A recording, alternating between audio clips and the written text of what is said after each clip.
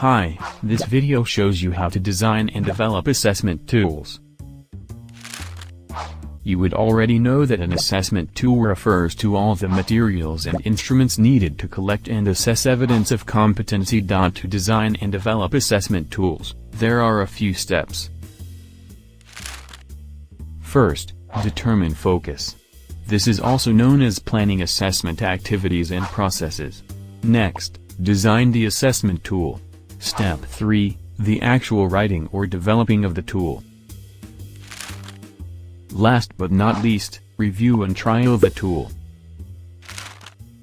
The design of an assessment tool typically consists of the following: an assessment cover sheet, information and instructions for the candidate, the various instruments or tasks, and a page or space for the recording of the assessment outcomes, including feedback from the assessor. You should have decided by now what assessment methods and instruments you want to use. For the assessors, develop also a set of instructions to guide their conduct of the assessment and create marking guides for each of the instruments. Lastly, don't forget the mapping or matrix document that must be kept on file at the RTO. Once we have sorted out the design framework, we are ready to start writing. But before we reinvent a wheel, it makes sense to first check if any of the instruments you require are already available. They could already be developed in your workplace, under a different course code, or there may be existing tools developed externally that are available for purchase.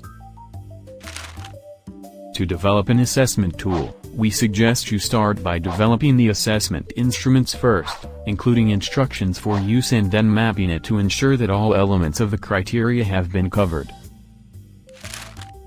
Next, write the information and instructions for candidates. Stuff like candidate rights and responsibilities, overview of the assessment process, etc. This can be a standalone handout or as part of an assessment kit. Next, develop suitable administrative documents to record details of the assessment, such as candidate and assessor name, signature of candidate's consent to be assessed, and other information such as date, time, and location. Don't forget marking guide for assessors. What are the benchmark answers and judging criteria for each task? When you have completed the writing, you are ready to review and trial your instruments and tools. To review, check the competency map is accurate and proofread the writing for errors and clarity. Ask others for feedback, also known as validation.